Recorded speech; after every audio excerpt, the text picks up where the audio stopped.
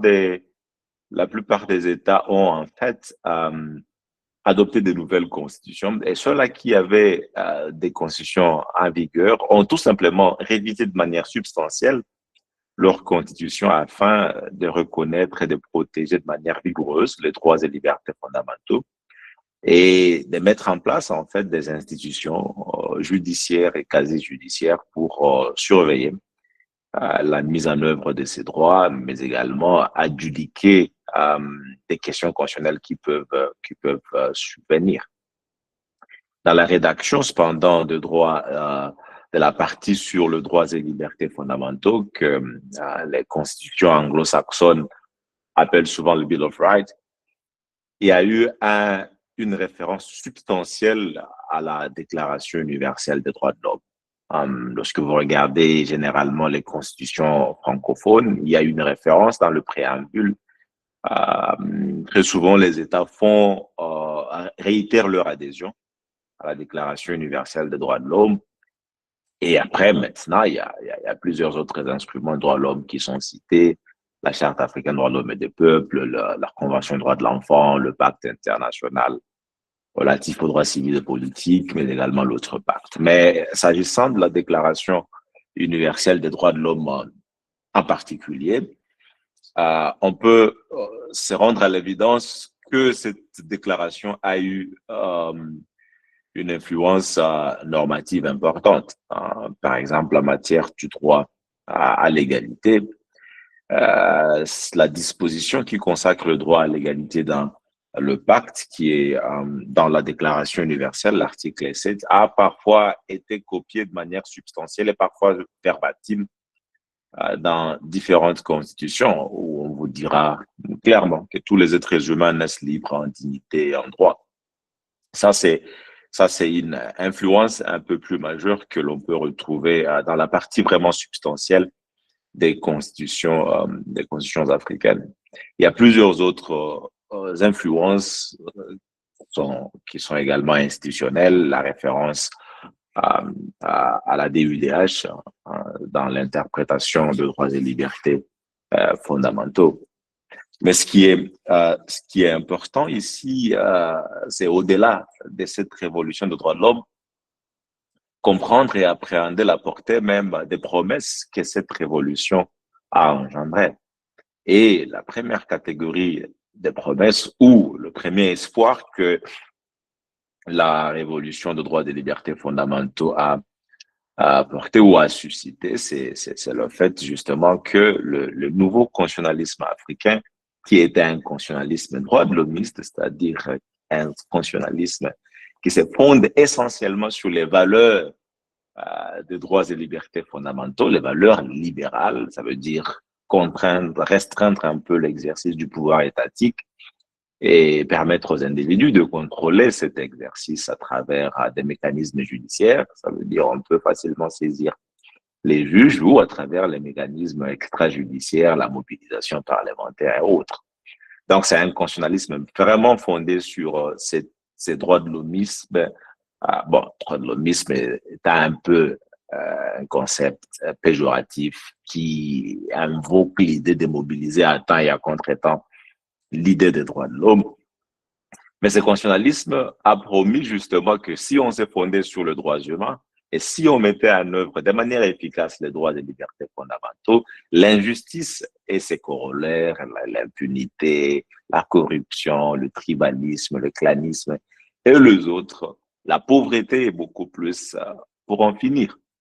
Pourquoi? Parce que tout simplement, dans l'idée libérale et de l'économie de marché, si les gens sont plus libres, si si les prérogatives de l'État sont circonscrites ou interprétées de manière restrictive, on peut arriver à éclore cette liberté, réduire l'injustice et permettre aux individus de réaliser leur potentiel, de réduire ainsi à la pauvreté et tout ce qui va avec.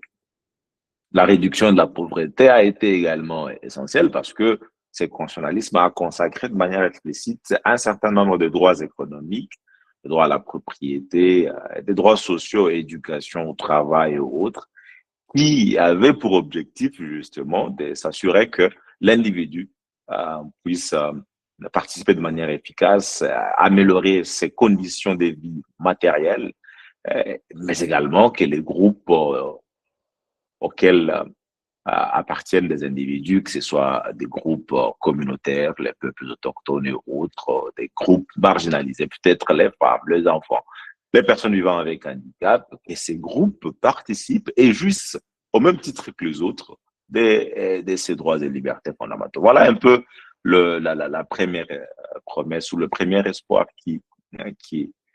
qu'a suscité cette révolution des droits de l'homme. L'autre espoir qu'a suscité l'évolution des droits et libertés fondamentaux, c'était la fin de la tyrannie exécutive ou de la tyrannie législative, pourquoi pas la tyrannie judiciaire.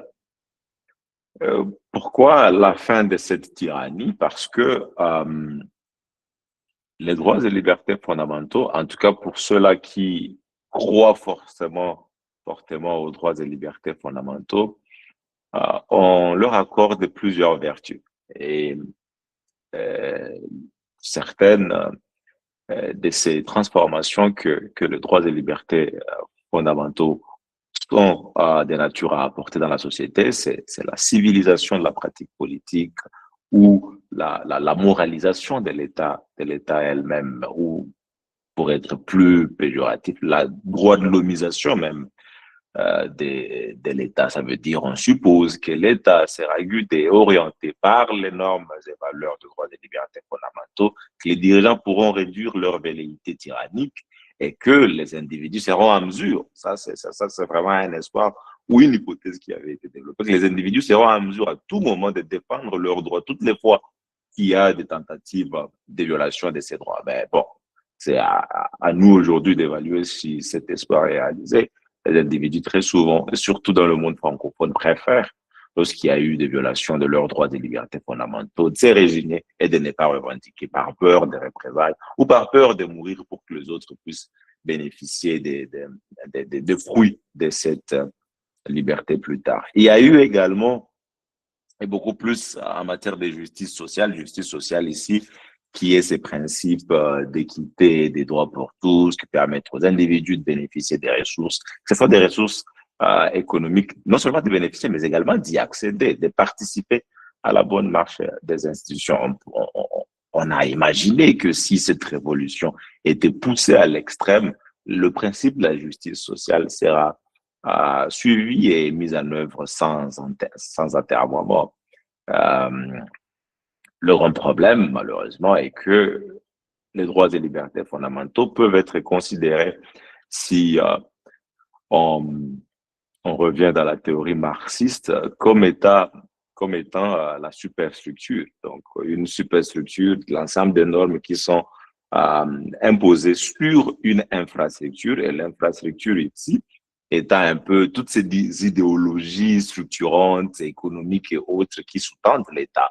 Alors, les droits de l'homme peuvent avoir à un certain moment des vertus transformatrices ou des velléités transformatrices, mais si l'infrastructure ou la base sur laquelle sont assis les droits et libertés fondamentaux n'est pas de nature à permettre à ce que les individus puissent voir ou subir des transformations dans leur vie, cela pourra poser problème. Et le cas qu'on soulève le plus souvent, c'est en fait les constitutionnalismes et la révolution des droits de l'homme en Afrique du Sud, dans un pays multiracial, multiethnique, où les Blancs occupent environ 8,3% de la population nationale, mais contrôlent 90% de l'économie du pays. Et alors, si une minorité raciale contrôle la majorité de l'économie politique d'un pays, à ce moment, on se pose la question de savoir comment les contrôles de l'économie et la question de la minorité ici peut être considéré comme étant l'infrastructure. Et les droits et libertés fondamentaux peuvent être considérés comme étant superstructure. Alors, comment ces droits ici au niveau superstructural vont transformer des questions des bases, des fondements, des infrastructures, alors que ces questions n'ont pas été résolues par le nouveau constitutionnalisme sud-africain qui, à travers la Constitution intérimaire de 93, puis la Constitution finale de 96 a éludé certaines de ces questions. Voilà un peu sur le plan contextuel, d'où est-ce qu'on vient avec cette idée de révolution des droits de l'homme, quel a été l'apport de la Déclaration universelle des droits de l'homme, mais beaucoup plus au point 2 de mon intervention. Je vais voir brièvement le sens, même l'essence de la notion ou du droit à l'égalité. Alors, l'égalité, généralement, et c'est la deuxième acception qui va occuper toute mon intervention, l'égalité est généralement conçue sous deux prismes, le prisme formel et le prisme réel, matériel ou substantiel. Alors, sur le plan formel, il est clairement dit que l'égalité ou le droit à l'égalité suppose que les personnes ou les situations qui se trouvent dans une même catégorie doivent être traitées de la même manière. Et c'est généralement la notion de l'égalité de droit ou l'égalité de jure, okay? Treating likes alike. Donc, toutes les personnes qui se trouvent dans une même catégorie doivent être traitées de la même manière. Si A et B sont des étudiants, et par exemple, en tant qu'enseignant, vous dites que tout étudiant qui arrive après 8 heures, 3 minutes, doit rentrer chez soi. Et là, la question n'est plus de savoir quelle est la nature de cet étudiant qui est venu en retard, mais c'est de savoir tout simplement, est-ce que c'est un étudiant? Oui. Est-ce qu'il est venu après 8h03? Oui. Et que donc la personne ne peut pas entrer. Donc, tous ceux-là qui vont se retrouver dans cette catégorie doivent être traités de la même manière. Si vous êtes professeur et il y a eu une augmentation salariale, et vous tous comme professeur, dans votre rang, professeur associé, vous devez recevoir ça. C'est maintenant différent si il y a eu une augmentation salariale au niveau des différents rangs. Les professeurs associés ont eu leur augmentation, les professeurs full ont eu leur augmentation. Les professeurs associés ne peuvent pas dire que nous, on veut également avoir le même montant que le professeur full, sinon ce sera un traitement inégalitaire. Donc, si longtemps que vous ne vous retrouvez pas dans une même catégorie, vous ne pouvez pas dire que vous avez été traité de manière inégalitaire. Ça, c'est vraiment le traitement l'égalité formelle, l'égalité de droit ou l'égalité de jure, qui est malheureusement consacrée aussi par la Déclaration universelle des droits de l'homme. La Déclaration universelle des droits de l'homme a une conception beaucoup plus formelle de la notion de l'égalité. Les différentes constitutions, parfois, généralement, les 17 constitutions francophones en Afrique ont cette conception un peu plus formelle. Tous les êtres humains naissent libres en dignité et en droit. Vous bénéficiez du droit à l'égalité et à l'égale protection également. Donc ça, c'est beaucoup plus formel. Là, alors, sur le plan matériel, sur le plan substantiel ou sur le plan réel, l'égalité réelle suppose justement que l'on prenne en compte certaines situations. Donc, contrairement à l'égalité formelle, qui généralement met l'accent sur un traitement identique qui est inscrit dans la loi, les approches axées sur l'égalité réelle visent à lever les barrières systémiques qui empêchent des personnes et des groupes de personnes de jouir de certains droits. Donc, l'objectif ultime de l'égalité réelle, au-delà d'assurer un traitement égalitaire entre les individus, c'est d'éliminer les inégalités et de faire davantage respecter la dignité humaine en faisant en sorte que l'État se concentre beaucoup plus à lever les barrières qui existent en matière de jouissance de certains droits. On voit souvent la notion de l'égalité réelle en matière de ce qu'on appelle d'action positive de discrimination ou la discrimination positive. C'est à ce niveau où on se dit certains groupes de la population, notamment les femmes, les personnes vivant avec handicap, les populations autochtones, les enfants par moment, ainsi que d'autres groupes vulnérables, compte tenu de leur statut, compte tenu de l'injustice historique qu'ils ont subi, ces personnes devraient être traitées de manière un peu différente. On devrait faire subir aux autres une certaine discrimination pour rétablir le déséquilibre qui avait déjà été rompu. Cependant, sur le plan du droit constitutionnel, si certaines constitutions ont une approche tournée vers l'égalité réelle, la constitution sud-africaine, par exemple, à l'article 9, a au moins une conception beaucoup plus matérielle, une conception beaucoup plus réelle compte tenu de la situation socio-historique de ces pays. D'autres constitutions n'ont pas adopté cette approche. Et malheureusement, les juridictions constitutionnelles qui ont été mises en place pour essayer un peu d'interpréter et de protéger les droits et libertés fondamentaux ont parfois eu une attitude également formaliste en matière d'égalité.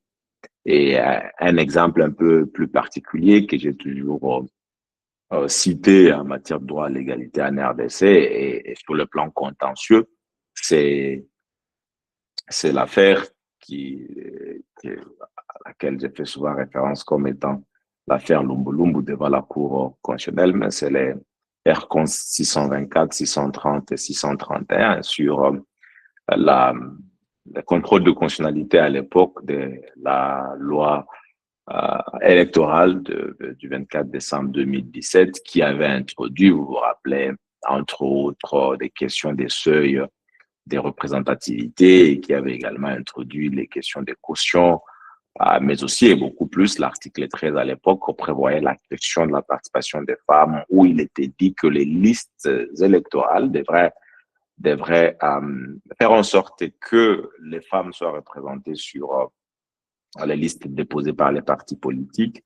Mais la même disposition, je crois, l'alinéa deuxième, indiquait clairement que l'absence des femmes n'annulait pas la liste. Alors, il y a eu certains individus qui ont saisi la Cour constitutionnelle de la RDC. Et ce qui m'a intéressé, en fait, c'était l'acception que la Cour a prise ou a adoptée du droit à l'égalité. La Cour, par exemple, et ça, je vais lire, rappelle que l'article 12 de la Constitution de la RDC, qui dispose que tous les Congolais sont égaux devant la loi et ont droit à une égale protection, consacre le principe d'égalité. Et le principe d'égalité, selon la Cour, ne s'oppose ni à ce que les législateurs règlent de façon différente des situations différentes, ni à ce qu'ils dérogent à l'égalité pour des raisons d'intérêt général, pourvu que dans l'un ou dans l'autre cas, la différence de traitement qui en résulte soit en rapport direct avec l'objet de la loi qui l'établit. À ce niveau, on voit d'abord que le droit à l'égalité ou le principe à l'égalité n'est pas un principe ou n'est pas un droit absolu. On le connaît, on le sait, les droits et libertés fondamentaux peuvent subir des limitations à travers des lois spécifiques et des restrictions dans leur mise en œuvre. Les droits et libertés fondamentaux on peut également y déroger, mais pour la dérogation, des conditions sont clairement prévues à l'article 61 de la Constitution de la RDC ou à l'article 4, alinéa 2e du Pacte international relatif aux droits civils et politiques. Mais ici, l'idée de l'égalité et la Constitution sud-africaine revient là-dessus à l'article 9, c'est que les limitations ou les restrictions au droit à l'égalité doivent être justifiées et doivent être nécessaires et importantes dans un État démocratique, dans un État de droit, guidé par les principes et les valeurs de dignité humaine, démocratie et ainsi de suite. Donc déjà, cette approche de la Cour constitutionnelle est justement révélatrice. Mais l'autre partie qui est intéressante, c'est que la question du seuil de 1%, la Cour clairement dit que les partis politiques ne pouvaient pas être fondés à dire que la question de 1% instaurait une certaine inégalité entre les différents partis, donc une certaine inégalité entre les grands partis et les petits partis. Donc, ça, c'est aussi un autre élément, important que la Cour, la Cour intègre. Pour la Cour, on ne peut pas rappeler la question du seuil pour conclure à un traitement inégalitaire des candidats dans l'attribution des sièges, ni à une discrimination résultant du taux du cautionnement électoral à l'égard de certains Congolais. Alors ça c'est aussi un autre élément et je vais finir par la conception que la Cour tire maintenant de la notion du droit à l'égalité et l'interdiction de la discrimination. La Cour considère que l'article 13 de la loi de 2017 à l'époque n'intégrait pas, ne violait pas le principe d'égalité et les droits des femmes, parce que d'une part, selon la Cour constitutionnelle de la RDC, l'égalité des genres ne peut se concevoir ni en des termes arithmétiques, ni en une équation mathématique s'agissant d'une égalité de chance entre l'homme et la femme. Et d'autre part, que l'engagement dans les partis est libre et que donc on ne peut pas forcer les femmes à participer. Qu'est-ce que ceci révèle en matière du droit à l'égalité réelle par rapport à l'égalité formelle? D'abord, il faut clairement démontrer que la Cour constitutionnelle de la RDC, dans cette affaire en particulier, a été beaucoup plus guidée par les approches formalistes et de jure du droit à l'égalité. Si la Cour était guidée par l'approche que je propose, l'approche d'égalité réelle, elle aurait constaté un certain nombre de choses. D'abord, que les conditions socio-économiques des femmes, sur le plan historique, ne pouvaient pas leur permettre de participer au même titre que les hommes dans la société.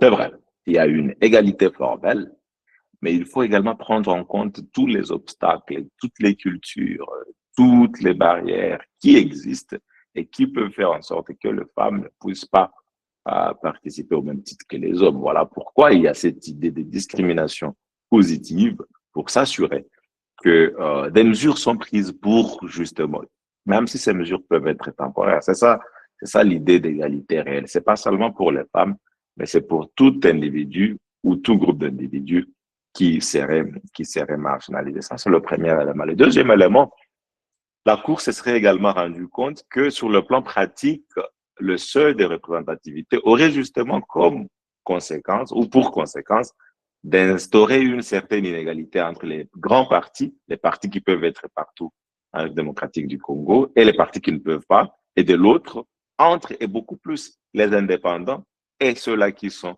dans des partis politiques, parce qu'on donne beaucoup plus de chances à quelqu'un qui est lié à un parti politique de gagner plutôt qu'à un indépendant.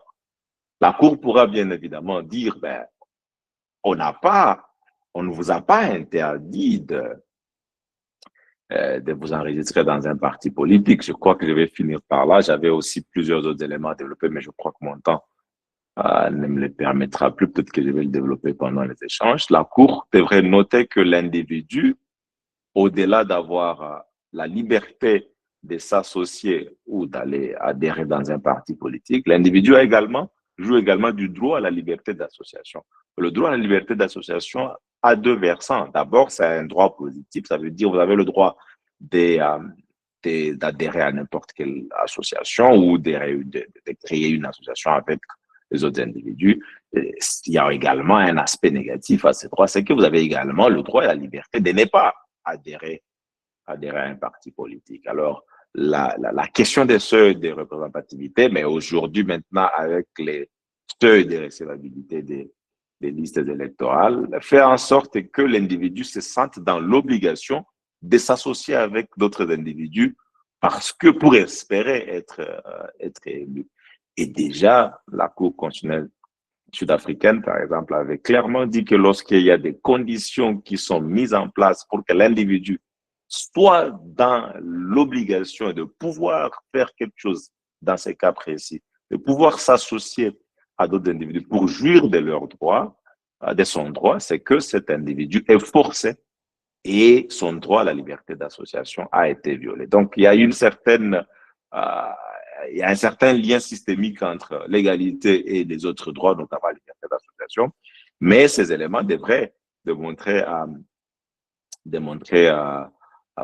ou convaincre la Cour à comprendre qu'il y a une certaine inégalité implicite qui avait été mise en place. Le dernier cas d'illustration, c'est la question de cautionnement, parce qu'à l'époque, c'était 100 000 dollars et que certains individus pouvaient facilement avoir cet argent alors que d'autres ne pouvaient pas en avoir.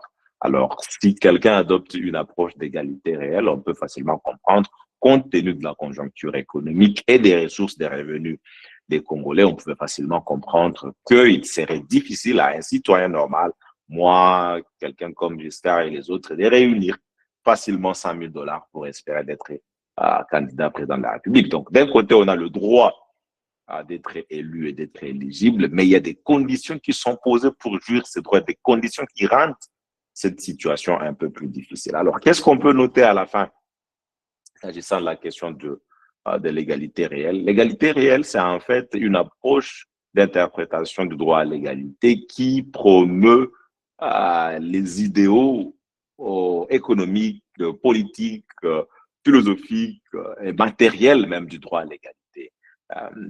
L'égalité réelle va au-delà de l'approche formaliste qui, par moment, ne regarde pas les couleurs des gens, ne regarde pas les statuts des gens et impose une certaine égalité formaliste sans tenir compte du contexte dans lequel on évolue. Si on continue d'adopter 77 ans après la Déclaration universelle des droits de l'homme, si on continue d'adopter une approche formelle ou formaliste du droit à l'égalité, on se rendra compte, bien évidemment, que les droits et libertés fondamentaux ont été créés pour des gens qui sont capables et d'un point de vue féministe, les droits et libertés fondamentaux sont là pour promouvoir un idéal masculin des choses, un idéal moins féministe qui consiste justement à pouvoir partir des expériences des hommes et multiplier ces expériences sur les autres groupes d'individus. Et s'il faut partir des théories qui promeuvent en fait le droit des personnes vivant avec handicap, on vous dira clairement que les droits et libertés fondamentaux peut-être ont été ont été conçus pour des personnes capables ou personnes qui n'ont pas de mobilité réduite. Parce qu'à ce niveau-là, on se rendra justement compte que les droits de l'homme avancent beaucoup plus ceux-là qui peuvent, alors que ceux-là qui ne peuvent pas n'ont pas de mécanisme pour les revendiquer. Et d'un point de vue, encore une fois, racial, on peut facilement se rendre compte que ces droits et libertés fondamentaux ont été conçus généralement pour promouvoir les intérêts de la race dominante, qui est généralement dans des sociétés multiethniques, la race blanche au détriment de la race noire, où des individus ont subi non seulement l'esclavagisme, la traite négrière, mais également les effets néfastes de la guerre froide. Voilà un peu en quelques mots la quintessence de ma contribution. Je reste à votre disposition pour les différentes observations, les différents ajouts, les différentes contributions, tout en vous remerciant de votre sympathique attention. Merci beaucoup, cher professeur, pour votre pertinente intervention. Alors, vu que nous n'avons pas reçu de questions dans le chat jusque-là, bon, j'espère que, comme moi, on était en train de saisir et vraiment d'essayer de comprendre les questions pertinentes abordées par le professeur. J'espère que maintenant, certainement, nous pouvons avoir des questions à poser. Ce que nous allons faire, on va donner la parole aux intervenants, on sera donc pragmatique sur ces points, mais en levant d'abord ou préalablement la main. Et ce n'est qu'à sur cette base que je peux accorder la parole suivant l'ordre d'arrivée. Donc, c'est à vous alors, chers participants, chères participantes, sentez-vous à l'aise, levez juste la main et je vais vous donner la parole après. Alors, avant que le participant ne pose leurs questions, cher professeur, j'avais une petite question par rapport à cette question, par rapport à l'égalité. À l'égalité, il y a actuellement, sur la question de droits de l'homme, il y a la question de dénominateur commun. Il y a donc des questions sur lesquelles, par exemple, les États n'ont pas encore trouvé un dénominateur commun. Et moi, je me dis, pour des États où, je vais prendre un exemple, la question, par exemple, de LGBT ou la question de la maternité assistée, il y a pas mal d'autres questions. Est-ce qu'on peut parler d'égalité réelle aussi pour ces questions-là, alors que les États ou dans plusieurs États n'ont pas encore trouvé, ou peut-être d'avortement, n'ont pas trouvé de consensus sur ces questions-là. C'est la première question. On va faire ceci.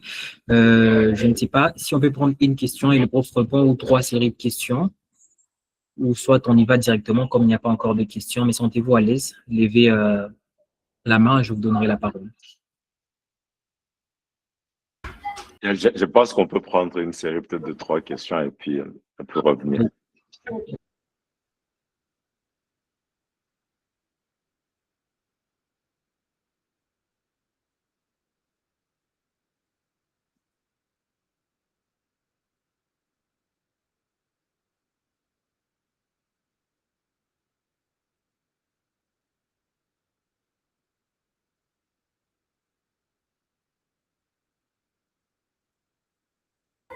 Monsieur, bienvenue, vous avez la parole pour poser votre question.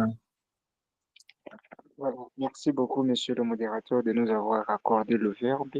Je salue tout d'abord la pertinence de la présentation du professeur. En tout cas, on a dit assez de choses par rapport à sa présentation. Cependant, j'avais quand même une petite inquiétude par rapport au principe, évidemment, de l'égalité et qui est débattu dans les cas de figure, dans le cas présent. Et je voudrais savoir, monsieur le professeur, parlant de l'approche, donc, du principe de l'égalité de tous devant la loi, d'où en vous entendant, vous privilégiez beaucoup plus l'approche réelle, c'est-à-dire l'égalité de tous devant la loi. Maintenant, je voudrais savoir, est-ce que, compte tenu de la législation congolaise en vigueur, on ne peut pas beaucoup plus envisager pour être en tout cas dans une égalité légale, privilégier beaucoup plus l'approche formaliste par rapport à l'approche réelle, d'ici longtemps que si on se conformait beaucoup plus à l'approche réelle du principe de l'égalité de tous devant la loi, eh bien, on pourrait peut-être être dans une illégalité compte tenu de la législation congolaise. D'où je voudrais en tout cas un tout petit peu votre point de vue par rapport à ça. Merci beaucoup. Je peux répondre? Ou il faut prendre une autre question? Oui, il y a une troisième question dans le chat. Donc, on prend trois séries, trois questions. Il y a Monsieur Victoire Ouchindi. Je pense que vous pouvez voir directement la question. Si je peux lire, cher professeur, félicitations pour votre présentation si pertinente. Ma question est la suivante. Le groupe de travail sur la discrimination à l'égard de femmes et de filles dans son document d'orientation sur la discrimination à l'égard de femmes et de filles, à la page 3, admet que si l'on veut parvenir à une égalité réelle pour les femmes et les filles, il est essentiel de reconnaître que l'inégalité de genre est une construction sociale et culturelle qui n'est pas déterminée par des critères biologiques. Pensez-vous que la RDC est sur la bonne voie dans la lutte contre le facteur socio et culturel à la base de l'inégalité réelle entre hommes et femmes? Donc, c'est la série de 3 premières questions. C'est à vous, cher professeur. Merci Giscard. Tu sais, l'avantage, quand on vous pose plusieurs questions, donc vous avez le choix de prendre la question la plus facile et oublier les questions les plus difficiles. Mais je vais faire un effort. Je vais commencer par Sylvain Bouroumé. Est-ce que c'était une surestimation de la capacité du droit à transformer? Bon, j'espère que tout le monde peut lire sa question, dans le chat.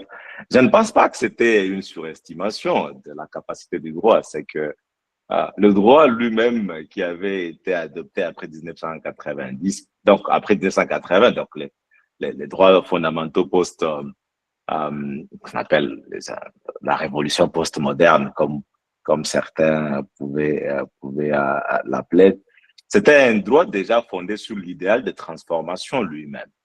L'idéal de transformation était déjà inscrit dans ces constitutionnalismes-là, pour plusieurs raisons. D'abord, la nature et l'étendue de droits et libertés fondamentaux étaient tellement ambitieuses que à l'époque, on ne pouvait pas concevoir avant 1990 d'avoir des constitutions qui garantissent des droits des catégories vulnérables aussi développées, avoir des constitutions qui mettent en place des juridictions constitutionnelles pour interpréter ces droits et déclarer inconstitutionnelles certaines des normes inférieures. Ça, c'était le premier élément. Le deuxième élément, c'est la mise en place à l'époque des institutions qu'on appellerait aujourd'hui, d'après la démocratie, ou des institutions indépendantes pour suivre justement la mise en œuvre. On s'était justement dit que oui, on a ces normes, mais les normes constitutionnelles ne suffisent pas à elles seules. Il faut arriver justement à mettre en place des mécanismes pour s'assurer que lorsque ces normes sont violées, il y a des mécanismes judiciaires ou des mécanismes extrajudiciaires ou quasi-judiciaires qui peuvent s'assurer que les individus, les bénéficiaires ou les titulaires de ces droits peuvent revendiquer leur respect. Alors, ces institutions, à l'époque, soit n'existaient pas, ou soit n'étaient pas assez indépendantes. Alors, quand on regarde les nouvelles institutions, on se dit, ben, comme on a ces nouvelles institutions et on a un cadre normatif un peu plus robuste, donc on peut arriver à se dire qu'il y a beaucoup plus d'espoir qu'il y en avait avant. Le troisième élément, pas le dernier, parce qu'il y en a plusieurs aujourd'hui, c'est les liens qui avaient été faits entre le constitutionnalisme national et le constitutionnalisme régional, ou le droit humain au niveau national, mais également le droit humain au niveau régional et au niveau universel. Parce qu'il y avait une certaine connexion entre le droit des libertés fondamentaux dans les constitutions, mais également le droit des libertés fondamentaux dans les conventions internationales qui avaient, lorsque vous lisez les constitutions francophones, qui avaient une valeur supérieure à celle des lois nationales. On s'est dit que là où le constitutionnalisme national démontrera ses faiblesses sur le plan normatif, le droit international pourra compléter. Là où ce constitutionnalisme national pourra démontrer ses faiblesses au niveau institutionnel, les institutions régionales des droits de l'homme, la Cour africaine et les autres pourront suppléer à ces déficits-là. Donc voilà un peu les éléments qui ont fondé l'espoir post-90 ou post-moderniste. Maintenant, dans la pratique, qu'est-ce qui n'a pas marché? On s'était beaucoup plus, et il y a plusieurs raisons qui peuvent être invoquées. Je vais uniquement en énumérer deux. Le premier élément, c'est qu'on s'était beaucoup plus concentré sur l'énumération des droits, l'énumération de normes constitutionnelles, mais on avait négligé la place que jouaient certaines institutions plus importantes comme la présidence de la République, le Parlement et tout le reste. Il y avait peu de mécanismes mis en place pour restreindre leur pouvoir. Même si on disait que certaines lois ne pouvaient pas être promulguées sans contrôle des constitutionnalités, même si pour déclarer la guerre ou pour déclarer l'état d'urgence et tout le reste, il y a des mesures déclaratives, des mesures d'urgence devraient être déclarées conformes à la Constitution. On s'était rendu compte que de l'autre côté, le président de la République continuait à jouir de nombreux pouvoirs, de pouvoirs exorbitants, de sorte que facilement, il pouvait contrôler les autres institutions. S'il faut nommer les juges de la Cour constitutionnelle, vous savez les pouvoirs que joue ou la place qu'a le président de la République. S'il faut nommer les membres d'une institution indépendante, la Commission nationale des droits de l'homme ou l'Ombudsman et tout le reste, vous savez le rôle que ça joue. Donc, on se fonde sur la mise en place des institutions, mais on oublie les mécanismes de contre-pouvoir ou les checks and balances, alors que le président de la République continue toujours à être un peu plus puissant. Le deuxième élément sur lequel j'aimerais mettre un accent particulier, c'est la capacité des citoyens à pouvoir mettre en œuvre ces droits ou revendiquer le respect de ces droits. Le constitutionnalisme africain ou le constitutionnalisme en Afrique, tout dépend de l'orientation théorique que vous adoptez, ne vaut ou ne peut rien équivalent, n'aura pas de sens ou n'aura pas d'effet pratique si les individus qui en sont bénéficiaires ne sont pas prêts à pouvoir revendiquer le respect des normes constitutionnelles. C'est ça l'idéal, l'idée même de culture constitutionnelle. Un texte constitutionnel sans culture constitutionnelle n'en vaut pas la peine. Les individus au Congo et ailleurs sont prêts à voir, à observer les violations de leurs droits ou les violations de la norme constitutionnelle, alors qu'il existe des mécanismes clairs pour revendiquer le respect. Les gens disent, ben, ça ne me concerne pas, ou bon, ça concerne plus de 100 millions de personnes, qui suis-je pour aller saisir la cour? Non, on va tous souffrir. Vous pouvez voir comment les mesures d'urgence qui ont été mises en place dans le cadre de la COVID-19 ont été,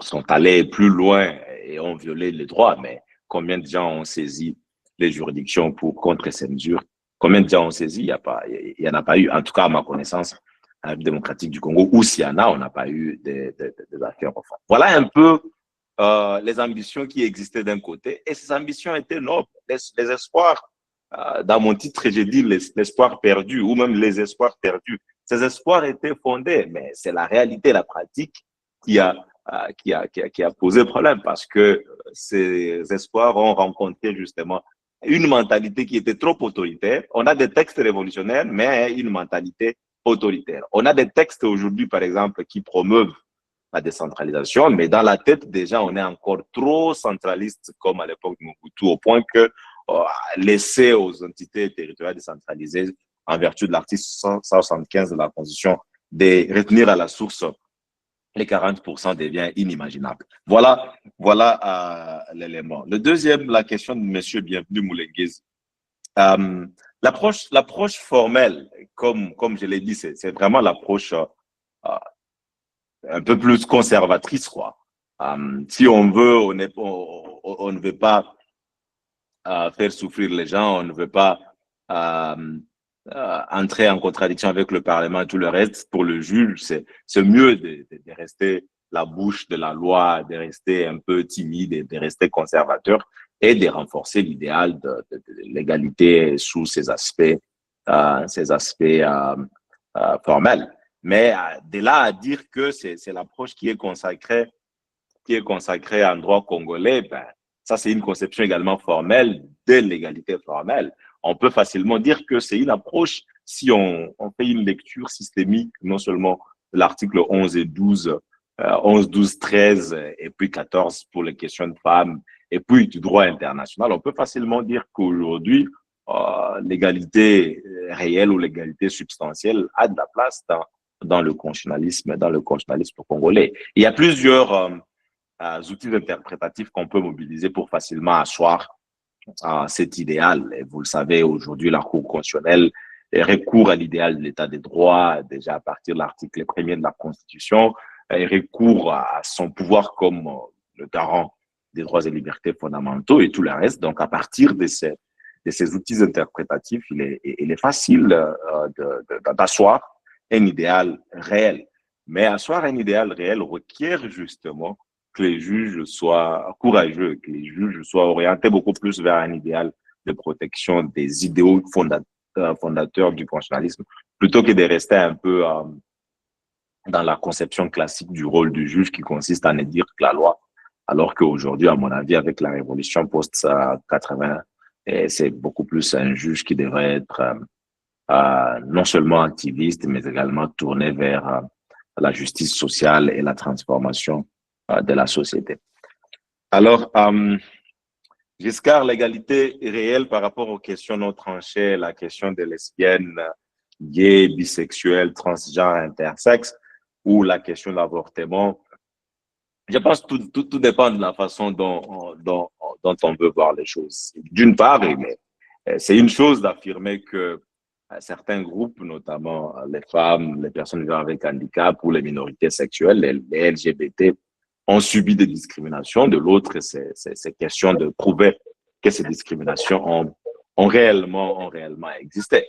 Donc, on peut facilement interpréter s'il y a des obstacles à leur réalisation, mais l'égalité réelle ne doit pas être prise isolément parce que ça s'interprète dans le contexte purement social d'un État quelconque, d'une communauté quelconque.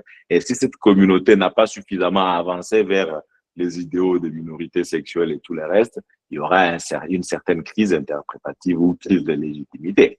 Alors, de l'autre côté, s'il faut parler beaucoup plus de la conception de la Cour d'une juridiction constitutionnelle, la juridiction constitutionnelle révolutionnaire aujourd'hui est toujours considérée comme une juridiction contre-majoritaire. Une juridiction contre-majoritaire, une juridiction qui n'a pas pour vocation de suivre le point de vue de l'opinion publique, mais une juridiction qui n'a la Constitution que pour boussole. Et que donc, à ce niveau, des questions des LGBT peuvent être, de manière réelle, de manière pratique, être interprétées pour cimenter la non-discrimination de certains individus qui se considèrent comme appartenant à des minorités sexuelles. Aujourd'hui, avec la résolution des 145, je crois, 275 plutôt de la Commission africaine des droits de l'homme et des peuples sur l'élimination des violences contre les minorités sexuelles, et puis l'observation générale 6 sur certains droits, on voit une adoption claire et formelle d'une acception beaucoup plus réelle. Alors, s'agissant de questions d'avortement, les législations africaines aujourd'hui abordent cette question de manière diverse. Lorsque vous regardez la législation sud-africaine, le droit à l'avortement est consacré jusqu'à 12 semaines de grossesse. Donc, jusqu'à 12 semaines, il est clair et il est possible que l'individu peut avorter, parfois sans autorisation du partenaire. Donc, vous vous réveillez le matin et puis vous allez, mais à partir de la 13e semaine, c'est vraiment la conception de l'avortement thérapeutique. Dans la législation congolaise, il y a cette question ou cette notion aussi de l'avortement thérapeutique et qui est renforcée par l'article 14.2c du protocole des Maputo, et ce qui, à mon avis, fait en sorte que certains juges sont beaucoup plus avancés à accepter qu'il y ait avortement, même si le droit pénal en RDC est encore un peu plus conservateur à ces sujets, alors que dans d'autres, ce sont des questions qui ne se posent pas. Donc, la question que tu poses est vraiment à l'intersection de l'égalité réelle, pratique sociétale, de coutumes et les valeurs du constitutionnalisme actuel. Et là, il faut peut-être que certains juges prennent les devants parce que pour moi, je ne vois pas vraiment qu'il y ait des contradictions, surtout lorsqu'on lit la question de l'avortement avec plusieurs autres droits, dont juste les femmes, notamment le droit à la disposition de leur corps et tout le reste. Alors, la dernière question de Victoire, est-ce que la RDC est sur la bonne voie dans la lutte contre les facteurs sociaux et culturels à la base de l'inégalité réelle entre les hommes et les femmes? Pardon, cher Non. professeur. Pardon, cher Oui, professeur. Giscard. Oui. Dans le chat, il y a une série de questions que j'ai bien catégorisées en partant de la deuxième série, si vous permettez. Donc, OK, d'accord. Ouais. Donc, si vous savez monter dans le chat, si je commence à lire, ça va peut-être vous prendre plus de temps.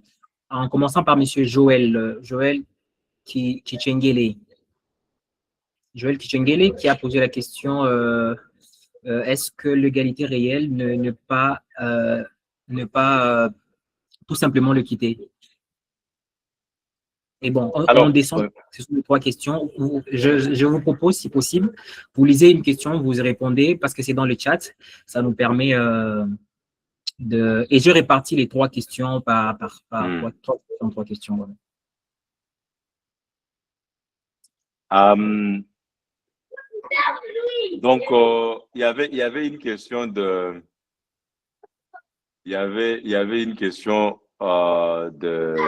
Victoire. Okay. Si la RDC était sur la bonne voie. La société congolaise, en général, sur les questions de femmes, est une société qui est restée trop patriarcale. Il y a encore des idées de domination des hommes sur les femmes et que donc, sur le plan social, vraiment, la RDC n'a pas fait beaucoup trop d'efforts sur le plan individuel. Sur le plan normatif, à travers les normes, je crois qu'il y a des avancées. Il y a des lois qui ont été adoptées. Loi sur la parité 2015, loi électorale avec l'annulation de caution sur une liste présente des non-paritaires et tout le reste. Mais l'une des choses, c'est d'avoir les textes et l'autre, c'est de mettre en œuvre ces textes. Et on ne voit pas vraiment les efforts dans l'affirmation claire et sans équivoque de ces idéaux d'égalité. Donc, il y a un problème, et la RDC, et ça c'est un point de vue personnel, la RDC n'a pas fait beaucoup trop d'efforts. J'essaie des collègues qui peuvent facilement dire que la RDC a fait des efforts. Alors, égalité réelle et équité, oui, l'égalité réelle se part justement ou utilise l'équité, les traitements différenciés comme base théorique. Donc, il n'y a pas assez de différences là-dessus. Il y a une autre question?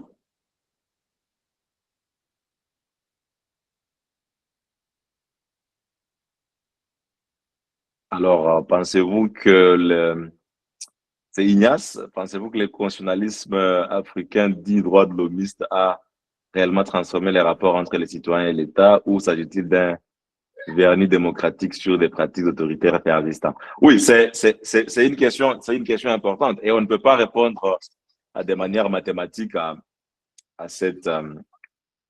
à cette question parce que tout simplement, il y a des pays où, il y a des pays où les efforts ont été fournis pour que les constitutionnalismes et droits de l'homiste puissent transformer les rapports entre les États et les citoyens.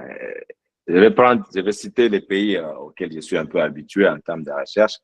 Lorsqu'on regarde le Bénin jusque peut-être 2018, la façon dont la juridiction constitutionnelle s'est beaucoup plus impliquée sur la mise en œuvre de la Constitution et des droits de l'homme, les individus ont saisi la plupart des fois la Cour constitutionnelle contre les actes des autorités, que ce soit des autorités nationales, que ce soit des autorités urbaines, municipales ou autres. Donc, on peut facilement dire qu'il y a eu une certaine transformation. En Afrique du Sud, aujourd'hui, l'une des cours solides, c'est la Cour constitutionnelle sud-africaine et les juridictions constitutionnelles sud-africaines, où facilement les questions sociales et les questions politiques se juridicisent de plus en plus.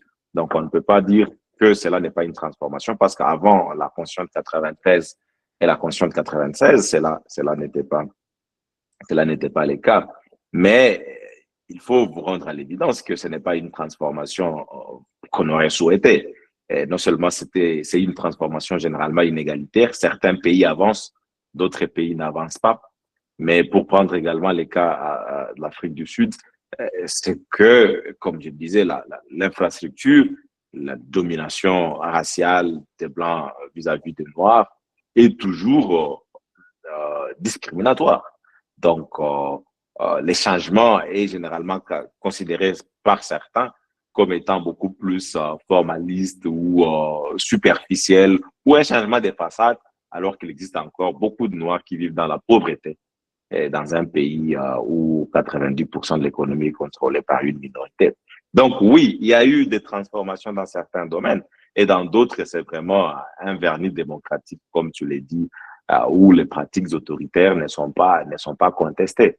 Il ne suffit que de voir dans certains pays auxquels nous sommes habitués pour rendre à l'évidence que la transformation promise dans la Constitution n'est pas à réaliser. Et j'ai cité les deux obstacles ici. Il y en a peut-être plusieurs. La super présidentialisation des pouvoirs, mais également le manque des cultures constitutionnelles. Parce que le constitutionnalisme suppose également que nous sommes, ou pensaient, ceux-là qui ont fait des transformations, pensaient que nous pourrons être en mesure, ou que nous serions en mesure de pouvoir défendre ces constitutionnalismes. Mais généralement, ce n'est pas le cas. Dès qu'il y a une violation, personne ne dénonce, ou si on dénonce, on ne saisit pas le juge. Alors que peut-être, on ne sait pas, peut-être que les juges pouvaient se prononcer là-dessus. Donc, voilà un peu ma réponse par rapport à cette question. Alors, la deuxième, entre l'égalité illégale et l'égalité légale en RDC, comment s'y tenir car la législation congolaise expressément prévoit l'égalité formelle? Bon, ça c'est bienvenu, je crois que j'ai répondu, à cette question. Est-ce qu'il y a une autre question, Jusqu'à? Oui, en dessous, il y a monsieur ou madame Bénédiction. Ouais, c'est à elle que, c'est au niveau de bénédiction que nous sommes. Master en droit privé judiciaire, ok. Merci énormément pour votre présentation, cher professeur. Ma question est la suivante. Le constitutionnalisme moderne garantit-il l'égalité, garantit-il réellement l'égalité et la justice sociale ou reste-t-il un idéal théorique face à des réalités sociales profondément inégalitaires? Bon, je pense que c'est une question, ça ressemble à la question qui avait été posée par notre ami Ignace. C'est que sur le plan vraiment théorique, sur le plan papier et le reste, il y a vraiment une justice sociale, un idéal de justice sociale qui est intégré. Par exemple, dans notre constitution, vous avez le droit à l'eau, vous avez le droit à l'électricité, vous avez plusieurs droits économiques, sociaux et culturels. Mais l'autre question, c'est vraiment la pratique ou s'assurer que ces normes abstraites prennent corps ou soient rendues vivantes par la pratique et tous ceux-là qui sont censés mettre en œuvre la Constitution. Certains individus vous diront aujourd'hui que la Constitution de la RDC n'est même pas mise en œuvre à 40%. Donc, d'un côté, c'est bon d'avoir des textes, de l'autre, il faut voir comment on met en œuvre ces droits. Et on sait les institutions qui doivent mettre en œuvre ces droits, mais de l'autre côté, il faut également poser la question de savoir quel est le rôle que les citoyens ou la société civile joue pour s'assurer que ces normes transforment justement les pratiques. Il y a des individus qui vous diront clairement que non, on ne peut pas manger la Constitution ou on ne va pas manger la démocratie. Mais la façon dont ces constitutions ont été élaborées, c'était justement pour qu'on arrive à les manger. Les manger pas dans le sens vulgaire, mais on arrive à vivre des constitutions. Parce qu'on sait qu'aujourd'hui, dans des pays sérieux, il y a des logements sociaux, il y a des assistances sociales, il y a des aides sociales, il y a pour ceux-là qui sont un peu habitués à lire la jurisprudence sud-africaine en matière de droits et libertés fondamentaux, vous verrez les questions qui vont devant la Cour et des décisions qu'on impose au Parlement, ça va au-delà de l'entendement ordinaire d'un juriste congolais ou d'un juriste romano-germanique. Par exemple, une affaire où un individu avait saisi la Cour constitutionnelle contre la loi sur, je crois, la médecine ou la pharmacie, quelque chose qui interdisait la consommation du cannabis. Et la Cour constitutionnelle s'était prononcée pour dire que, oui, la consommation du cannabis dans un milieu privé à des fins personnelles et la manifestation du droit à la liberté de religion, parce que les Rastafari aussi disaient que non, nous, les Rastas et les cannabis, c'est une manifestation religieuse pour nous et il faut respecter ça. Et la Cour constitutionnelle a donné au Parlement 24 mois pour modifier justement cette loi. Une autre question, c'est le mariage homosexuel ou des gays, l'affaire Fourie et les autres, où clairement la Cour constitutionnelle avait dit que les personnes du même sexe avaient le droit non seulement d'être dans une relation, mais également de contracter le mariage. Et ce mariage doit être célébré par l'officier de l'état civil. L'officier de l'état civil, certains officiers de l'état civil avaient indiqué que nous jouissons du droit à la liberté de religion, du droit à la liberté d'expression, et certains de ces droits nous permettent, sur la base de nos croyances religieuses, de ne pas célébrer le mariage des gays et des homosexuels. La Cour constitutionnelle avait dit oui, vous avez le droit de ne pas célébrer, mais dans ce cas, il faut chercher des officiers de l'état civil qui ne trouvaient pas de problème à célébrer ces mariages. Bon, il y a eu plus tard un revirement jurisprudentiel où on avait imposé, même si vous n'êtes pas vos croyances religieuses ne vous le permettent pas, vous avez cette obligation. Mais Fourie a évolué, il y a eu des transformations dans ce sens. Il y a plusieurs transformations en matière de logement. L'affaire Blue Moonlight, l'affaire Grootboom, où clairement vous voyez la juridiction constitutionnelle prendre un peu des mesures positives pour que le gouvernement, la ville de Johannesburg et le reste puissent fournir de logements aux personnes qui se trouvent sans logement des suites des catastrophes naturelles et autres, ou des personnes qui ont été déguerpies dans les cas, par exemple, de l'affaire Grootboom et autres. Donc c'est vrai, il y a eu une justice sociale à part qui rampante, je peux le dire, qui vient progressivement, mais pour que cela soit rendu beaucoup plus efficace, il faut qu'il y ait de l'autre côté des citoyens, des individus, des groupes de la société civile qui prennent à bras le corps des questions constitutionnelles ou des contentieux stratégiques d'intérêt public, the public interest litigation. Mais si vous n'avez pas de contentieux stratégique d'intérêt public, ou vous estimez que lorsque le président de la République, le Parlement ou le pouvoir judiciaire viole la Constitution ou une norme fondamentale, ça ne vous pose pas de problème, alors à ce niveau, vous allez dire que il n'y a rien, il n'y a aucun changement parce que nous ne sommes pas prêts à défendre ces idéaux ou, en d'autres termes, pour le dire comme l'homme de la rue, nous ne sommes pas prêts à mourir pour la Constitution. À un certain moment, pour répondre également à Sylvain, les constituants post-80 pensaient aussi que les citoyens, d'après des années 90 et suivants, allaient ou seraient prêts à mourir pour défendre les idéaux du constitutionnalisme. Mais j'ai comme l'impression que, et moi, et la plupart d'entre vous ici, nous sommes prêts à mourir pour cette constitution. Pourtant, on devrait être, il y a des gens qui sont décédés pour ça. Alors, on doit être prêt à mourir. Et il ne faut même pas vous poser la question, si vous mourrez aujourd'hui, qui vont continuer à bénéficier. Ça ne se pose pas. Dans la révolution, on meurt et les autres vont bénéficier des résultats de votre révolution. Merci beaucoup, cher professeur. Tel devrait être d'ailleurs même les serments de chaque défenseur des droits de l'homme. On continue avec la question, troisième série de questions. Alors, Madame Monique Sébigouri qui veut savoir quelles réformes ou mesures concrètes pourraient être mises en place pour assurer l'effectivité de lois sur l'égalité et l'équité malgré les contraintes économiques et sociales en RDC. Bon, je suis malheureusement uniquement juriste et donc je vais réfléchir en juriste. Certainement, les politiciens peuvent avoir d'autres idées. Ben, pour moi, je pense qu'on a déjà des textes robustes. Il y a certainement des déficits normatifs, ça et là, mais je peux vous garantir que les textes sont assez suffisamment construits et équipés pour arriver à apporter ces transformations. Pourquoi je l'ai dit? D'abord, la plupart, en tout cas en matière d'égalité, égalité homme-femme par exemple, plusieurs obstacles sont non seulement structurels, les institutions ne sont pas prêtes à admettre cette égalité entre les hommes et les femmes, mais également beaucoup plus culturels et sociaux. C'est que à un certain moment, certains individus ne pensent pas que la personne de l'autre genre devrait, parce qu'elle est une femme, jouir des mêmes droits et des mêmes prérogatives que cet individu, que lui-même, que ce soit dans nos familles, que ce soit dans nos foyers ou que ce soit en milieu professionnel. Donc, à un certain moment, on ne viendra pas vous demander de le faire. La loi est déjà là à postuler. Il suffit tout simplement que cette loi soit mise en œuvre et il suffit tout simplement que les sanctions soient adoptées.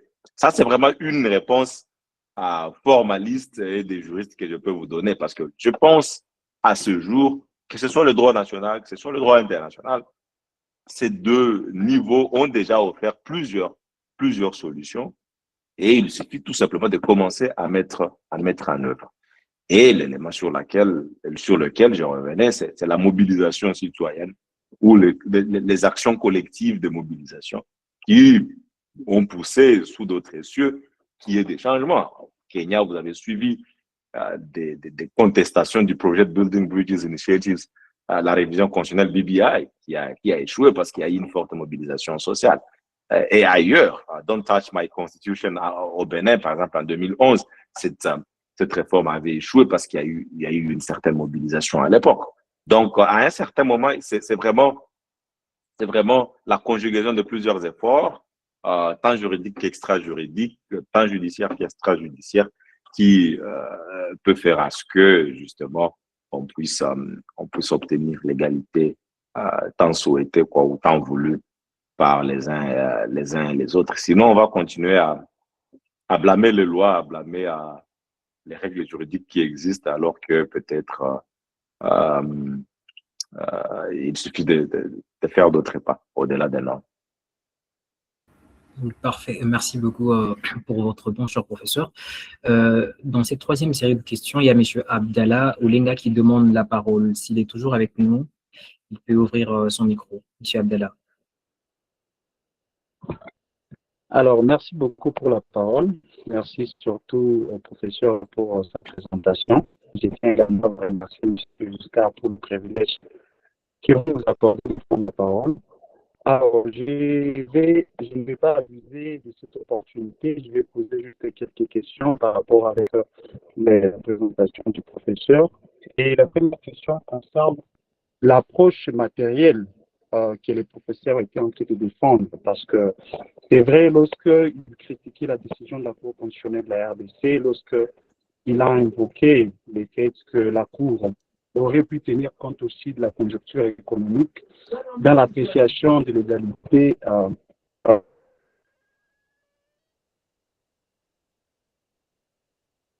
euh, en ce qui concerne les conditions d'éligibilité devant pour briguer, je ne sais pas, un mandat devant au sein de la RDC.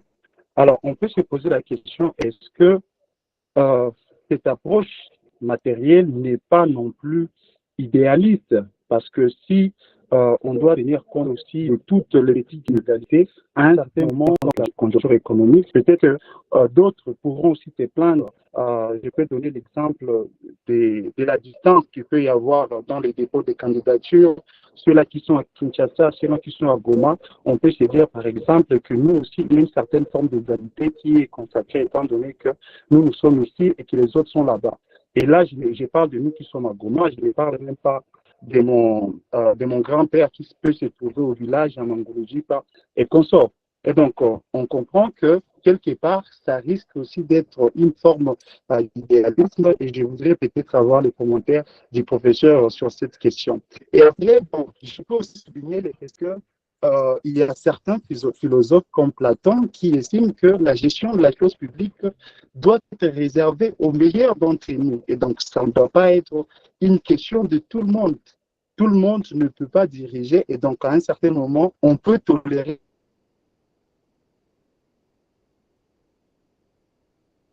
certaines formes d'inégalité, justement, pour le bien-être de la population, pour le bien-être de la société. Vous pouvez certainement dire que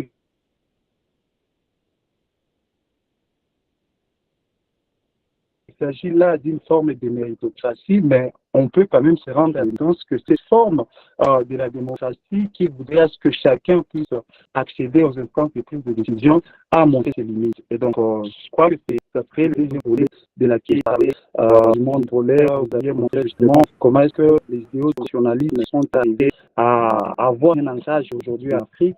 Et je voudrais peut-être aussi dire sur ces côtés-là, est-ce qu'aujourd'hui, malgré les textes que nous pouvons avoir en Afrique, ce n'est pas aussi parce que les États africains se voient à un certain moment imposer certains textes de droits de l'homme qui peut expliquer leur faible effectivité. Je m'explique parce que lorsque vous voyez les années 90 avec la conférence de la BOL où François Mitterrand va réunir les dirigeants africains sur les questions de la démocratie, ce n'est pas parce que les États africains voulaient avoir cette démocratie, ce n'est pas parce que les États africains voulaient justement respecter ces droits de l'homme, c'est parce que le monde, la chute du mur de Berlin s'est effondré, que le monde est devenu unipolaire et que certaines puissances ont voulu imposer leur façon de voir à d'autres États qui sont faibles comme les États africains.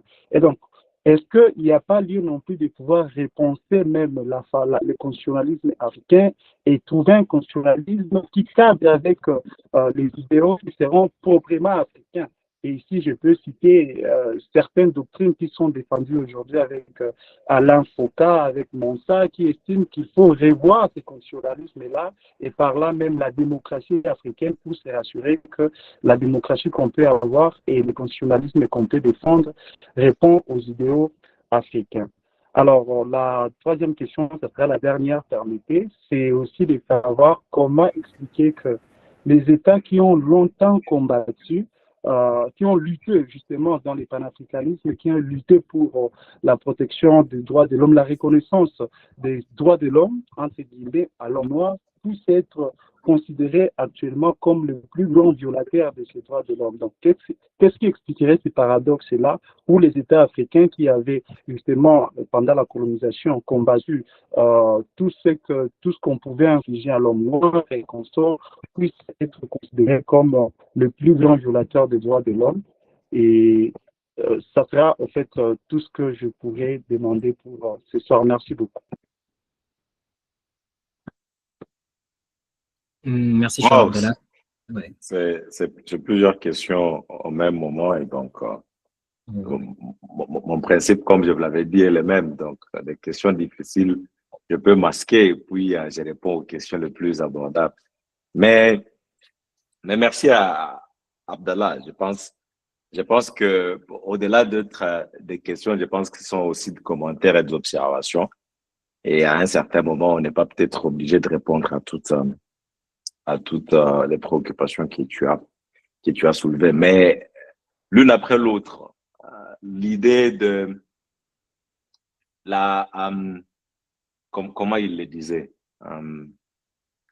the city will be well governed when philosophers become king or when kings becomes philosophers. Ça, c'était Platon, en fait. On ne peut avoir une meilleure gouvernance que lorsque les philosophes deviendront des rois ou lorsque le roi deviendront des philosophes. Pour Platon, la cité devait être gouvernée par les philosophes, ça veut dire des gens qui doivent, qui réfléchissent et qui chaque jour produisent ces connaissances. Et Platon est même allé très loin en disant qu'il faut beaucoup étudier, il faut beaucoup travailler. On n'est pas philosophe, mais on le devient. Donc, c'est un effort. Alors, la question qu'on lui avait même posée, c'était de savoir, est-ce qu'il faut rendre tout le monde, tout membre de la communauté philosophe, tout le monde devait étudier? Et c'est ainsi qu'il aboutit à la conclusion que tu as faite. Non, il faut réserver la gouvernance à certains individus. C'est une question beaucoup trop débattue en philosophie politique. Si tu lis des questions de philosophie politique, de théorie politique, c'est vraiment un débat houleux. Et ça va même très loin. Les théoriciens de contrat social reviennent sur ça. Thomas Hobbes, dans le Léviathan, revient sur ça. Charles Mills, de Racial Contract, il revient sur des questions similaires. Mais est-ce que le point de vue de Platon peut être transposé à la réalité que tu as décrite?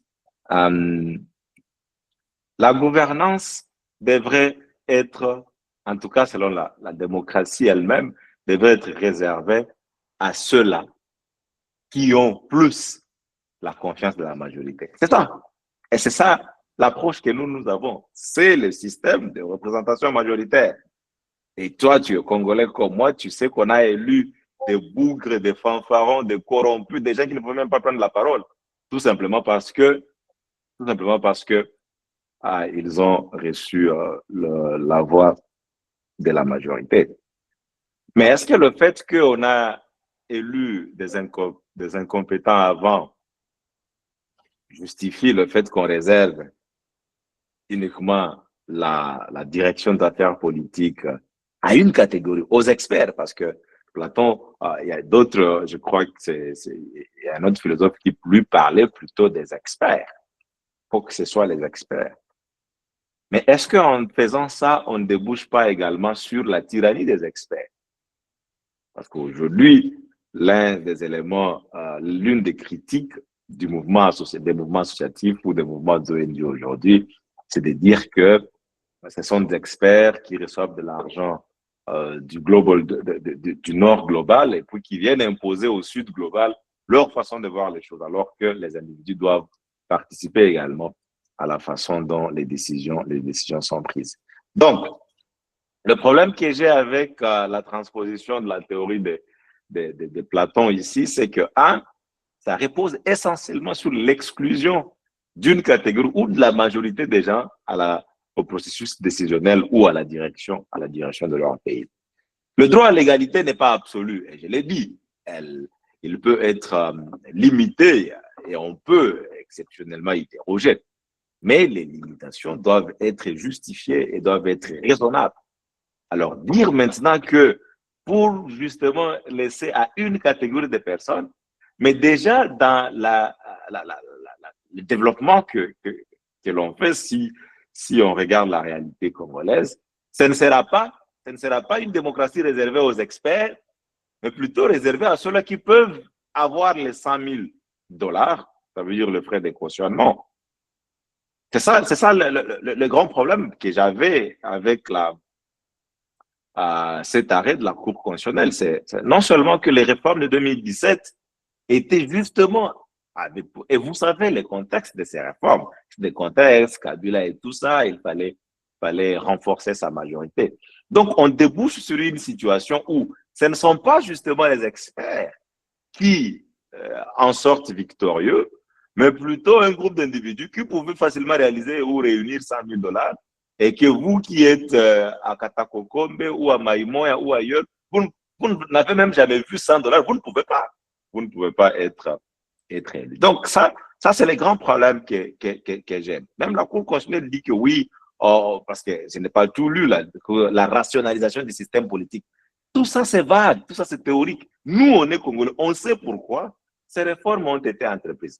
C'est bon de pouvoir limiter à certaines catégories d'individus, mais de l'autre côté, il faut voir les raisons ou les motifs derrière certaines réformes législatives et beaucoup plus les conséquences ou les implications. Parce que déjà, on a eu des élections en 2018, vous pouvez facilement savoir des individus, aucun indépendant n'a été élu, donc les indépendants ont été exclus. Et puis de l'autre côté, bien évidemment, on se rend compte que c'était une majorité qui avait la possibilité. Parce qu'à l'époque, c'était combien? 180 000 voix comme seuil ou 179 000 quelque chose. Donc voilà un peu le problème. Le problème, Abdallah, n'est pas que l'on limite le droit d'être élu ou d'être éligible, mais les raisons pour lesquelles on le fait. Donc on manipule les normes constitutionnelles ou les normes législatives à des fins beaucoup plus partisanes. Et c'est le grand problème que j'ai avec toutes ces réformes et les grands problèmes que j'ai avec l'utilisation de la loi ou des normes constitutionnelles pour renforcer une certaine majorité qui existe. Alors, est-ce qu'il faut repenser le constitutionnalisme africain?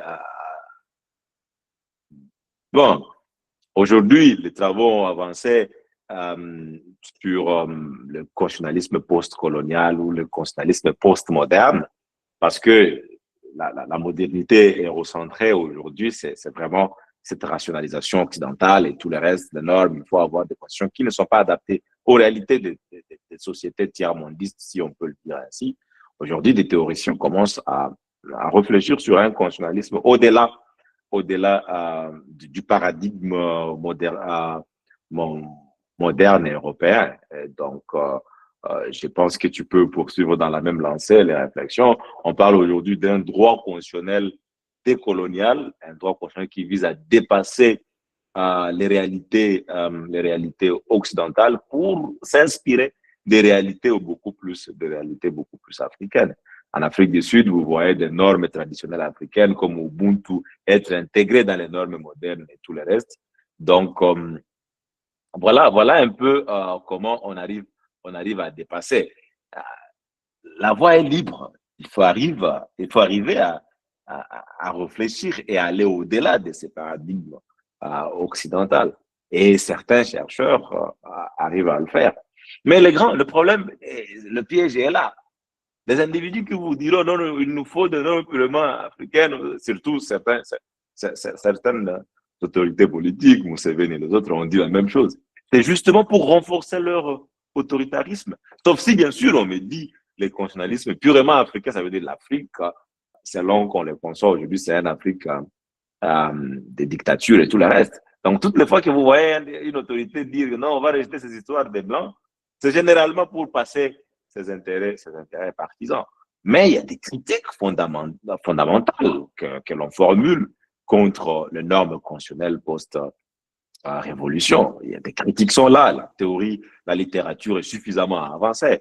Moi-même, actuellement, je mène des recherches sur l'héritage colonial en droit public, et beaucoup plus en droit constitutionnel, et dépasser ces normes qu'on a héritées de la colonisation.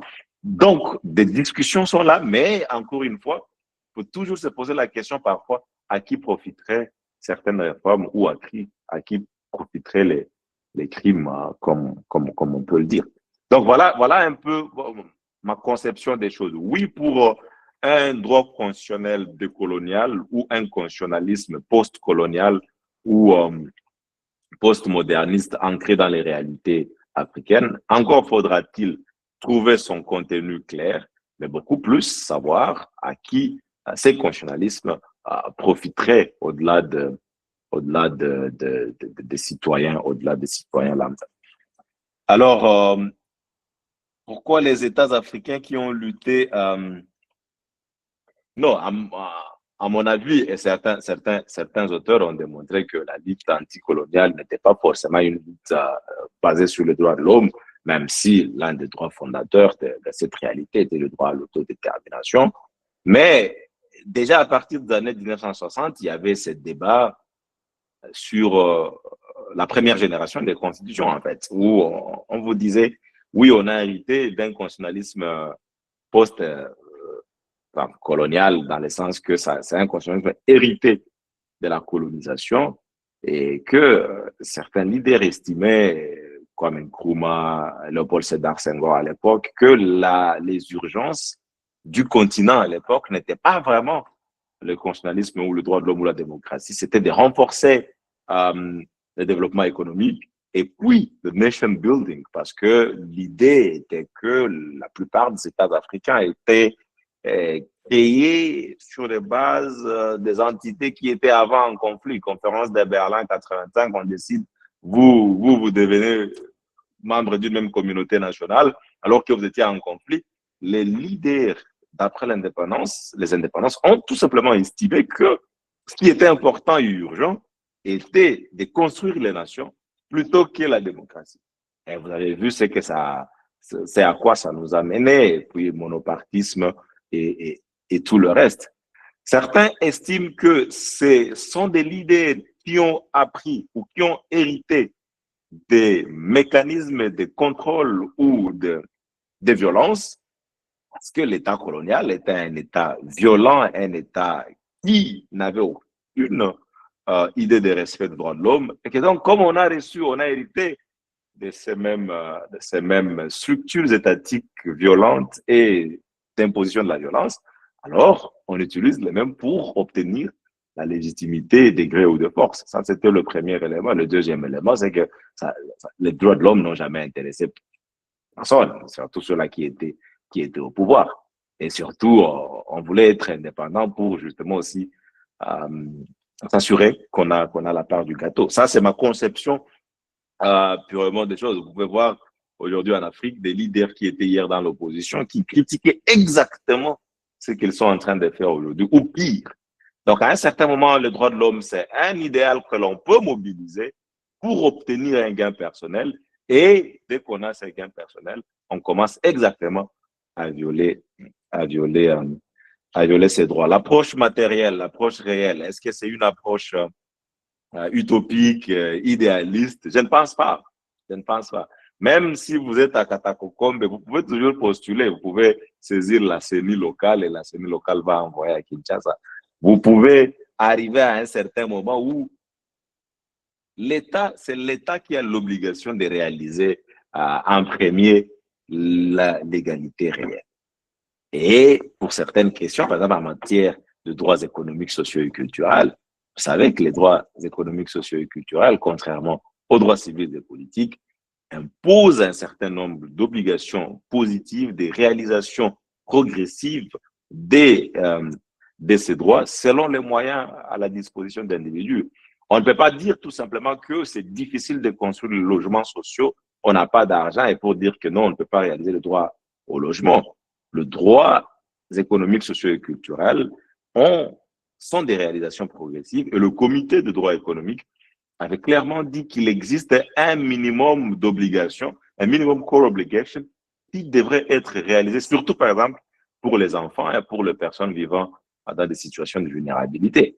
Donc on ne peut pas dire que parce que ça nous impose à réaliser beaucoup de choses. L'État a justement été créé pour ça. L'État ne peut pas dire non, non, je ne suis pas en mesure de pouvoir réaliser ceci. L'État peut justifier la réalisation lente de certains droits, mais il ne peut pas rejeter complètement l'idée que certains droits devraient être réalisés, parce que si on suivait l'approche réelle, il y aura beaucoup trop de retombées. Ça veut dire, non, même celui-ci va demander, même celui-ci va demander. Quelle est la nature de la démocratie? Lorsqu'on critique les droits et libertés fondamentaux ou la Constitution, avec les imperfections possibles, parce que ces imperfections existent, la question qu'on a toujours posée aux gens, c'est de savoir, imaginez juste un seul moment ou un seul instant de vivre sans ces droits-là. Ce sont des droits critiquables, mais oui, mais enlevons ces droits et vivons dans l'état de nature que Thomas Hobbes avait caractérisé dans le Léviathan. Et regarde où est-ce que ça va nous mener. Jusqu'à peu, les femmes ne votaient pas. Parce que, bon, on estimait que les intérêts des femmes pouvaient être soit défendus par leur mari si la femme était mariée, soit défendus par leur père si la femme était célibataire. Jusqu'à peu, les Noirs ne pouvaient pas participer. Et jusque maintenant, il y a des coins où les Noirs ne peuvent pas aller. Mais l'idée du droit de l'homme, c'est un peu de... Et c'est ça, pour moi, la grande leçon que je peux tirer des 77 ans de la Déclaration universelle des droits de l'homme. Il y a beaucoup de critiques qu'on peut formuler à l'égard de l'idéologie des droits de l'homme. Je vois quelqu'un qui dit ce sont des intérêts de la classe dominante et tout le reste. Il y a toutes ces critiques-là. Mais de l'autre côté aussi, on peut se féliciter de l'existence de ces droits qui nous ont permis, par exemple, de manger sur la même table avec certaines races qui se considéraient supérieures ou d'étudier avec certains individus qu'on ne pouvait pas fréquenter. Donc, l'approche réelle souvent est parfois ambitieuse, mais je pense qu'elle est réelle. Alors, Giscard, il y a encore plusieurs autres questions. Est-ce qu'on continue à répondre? Le temps, je ne sais pas. Oui, ça aussi. Je ne sais pas. C'est juste que dans le chat, on a eu des questions, on a limité les questions. Donc, on va essayer juste de prendre les questions jusqu'à la limite. Il y a d'autres questions après, mais on va essayer de répondre aux autres questions par écrit. Donc, on va poursuivre avec les questions oui, jusqu'à la limite. Tu peux m'envoyer ça par écrit et puis je peux envoyer des réponses. Je ne sais pas si on peut prendre quelques questions et d'autres. Oui, on peut prendre 3. C'est ça. Bon, oui, c'est ça. Chers participants, vous allez comprendre parce que le mythe, normalement, devait prendre 1h30. On devait donc prendre le professeur pour 1h30, vu qu'il a d'autres charges après. Donc, on va prendre 3 autres questions. Et pour d'autres questions, on va essayer de répondre après par écrit. Alors, il y a Ignace Amani qui veut savoir quelles pistes concrètes. Bon, je pense que s'il y a d'autres questions qui ont déjà trouvé réponse, on peut peut-être prendre de nouvelles questions, cher professeur. Quelles pistes concrètes proposez-vous pour réconcilier le droit constitutionnel africain avec la justice sociale et les aspirations réelles de peuple? Vous pouvez répéter? Quelles pistes concrètes proposez-vous pour réconcilier le droit constitutionnel africain avec la justice sociale et les aspirations réelles de peuple? Ben, je pense que les aspirations réelles, sauf si les peuples revendiquent aujourd'hui l'existence d'autres aspirations, mais je crois que la Constitution, c'est le texte par excellence où les peuples, les citoyens ont couché leurs aspirations.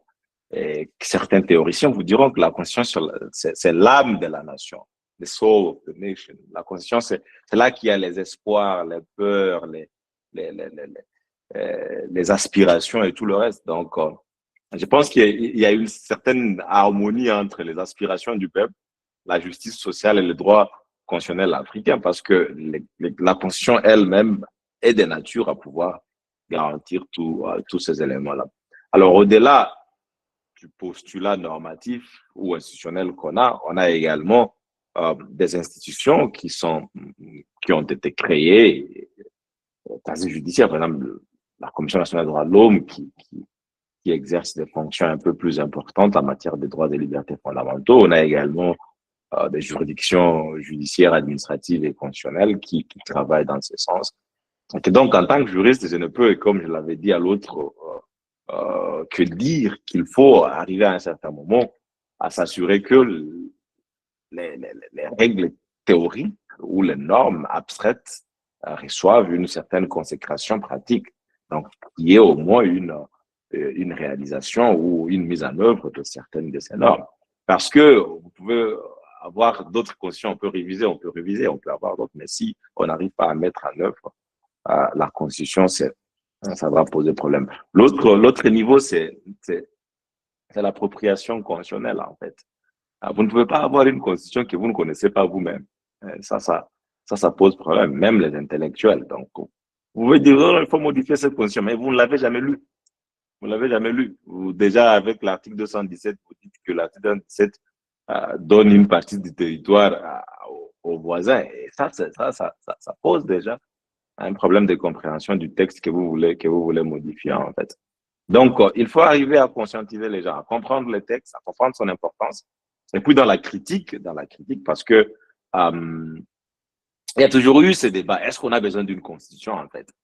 Pour moi, en tout cas, sur le plan purement théorique, sur le plan purement abstrait, une nation doit avoir quelque chose, même si on n'appelle pas constitution ou on n'appelle pas texte fondamental. Peu importe les noms que vous lui accordez, parce que bon, si on dit constitution, on dit ça vient des blancs. Si on ne veut pas quelque chose de blanc, mais une nation a au moins quelque chose de principe directeur pour guider. C'est comme certains individus ont toujours dit, il doit toujours avoir un être suprême en quoi ou en qui on peut croire. Qu'on appelle ça Dieu, qu'on appelle ça autre, peu importe comment vous appelez, mais vous avez au moins quelque chose. Bon, d'autres n'en ont pas. Et la Constitution, pour moi, c'est ça. On peut critiquer, on peut dire que c'est une façon occidentale de réguler les choses, mais trouvons quelque chose qui soit adapté au problème, peu importe comment on pourrait l'appeler. Donc, aujourd'hui, les débats entre des panafricanistes, dans le sens, il faut autochtoniser le constitutionnalisme, le droit de l'homme, il faut africaniser, ou il faut congoliser si on veut aller très loin. Il faut toujours trouver quels sont les éléments ou les traits distinctifs de ces constitutionnalismes. Quelle est la conception congolaise de la constitution ou des droits constitutionnels qui serait différente d'autres conceptions? Et si vous avez cette conception, intégrez-la dans des textes ou dans l'interprétation que vous faites des textes constitutionnels. Mais si c'est juste l'idée, cette constitution n'est pas bonne, il faut arriver à modifier ou l'interprétation qu'on en fait est un peu plus aux antipodes des idéaux d'une société particulière. Et là, donc, le problème est un peu plus, peut-être structurel que fondamental. Donc voilà. Ce qui est là, c'est que les idéaux de justice sociale sont déjà dans les textes et il faut arriver à leur donner un peu plus du tonus pratique. C'est tout. Et à changer les mentalités de ceux-là qui doivent mettre en œuvre et de ceux-là qui doivent revendiquer. Changer les mentalités, c'est pas sur le plan politique, mais la culture constitutionnelle qui doit être beaucoup plus intégrée dans la façon de voir les choses. Parfait, merci, cher professeur. Il y a une deuxième question qu'on va prendre, monsieur Darius. Je pense que on va résumer cette question en une seule question. Il dit j'apprends que les droits de l'homme ont été conçus pour la classe dominante, le blanc, mais je pense qu'on a déjà réagi vous venez à peine de réagir sur ça. D'abord sur le blanc, trouvez-vous raisonnable que nous, la classe dominée, nous puissions revendiquer le droit qui, au départ, n'ont pas été conçus pour nos intérêts. Surtout, ceux qui sont censés accéder à nos revendications sont ceux qui font la classe dominante. Je trouve la formulation des dix droits dans les outils de défense de droits de l'homme, je trouve que la formulation des 10 droits dans les outils de défense de droits de l'homme peut nous servir d'argument pour les invoquer, mais le fond, messieurs, reflète totalement le fascisme de la classe dominante, le blanc. Toute la question, la critique que vous venez de faire, constitutionnalisme, loi héritée, blanc dominé. Je ne sais pas si vous pouvez réagir à ça, cher professeur, ou on prend une autre intervention. Bon, il y a trois préoccupations. Là-bas, je pense que c'est une critique beaucoup plus théorique et fondamentale, et même philosophique. On ne va pas aller dans ce sens. Je sais que même si on peut dire que la critique, j'ai parlé de Charles Mills ici parce que je pense que c'est la critique qui rencontre un peu la question que vous avez posée. Charles Mills, qui était un philosophe aussi américain, noir, qui critiquait le fait que les contrats sociaux ou la constitution n'était là que pour la classe dominante, les Blancs. Mais ça, on peut savoir, mais à un certain moment, on peut également dire que la classe des dominés, d'une manière ou d'une autre, peut jouir de ses droits, à moins de faire ce que Karl Marx a qualifié de la révolution des prolétaires. des prolétaires. Donc, si vous voulez vous révolutionner, vous pouvez arriver à faire ça. Mais il y a aussi moyen d'utiliser ces normes qui existent pour essayer un peu de pousser un certain nombre d'agendas. Et donc, les dominés peuvent toujours le faire. Surtout que les constitutions donnent toujours la possibilité de pouvoir revendiquer. Donc, je ne trouve pas qu'il y ait un problème. Est-ce que, pour vous, le fait de ne pas aller revendiquer, de ne pas saisir la cour, de ne pas manifester, c'est un problème de domination? Peut-être ou peut-être pas. Alors, il y a madame qui a dit on est défenseur des droits humains parce qu'on est en vie.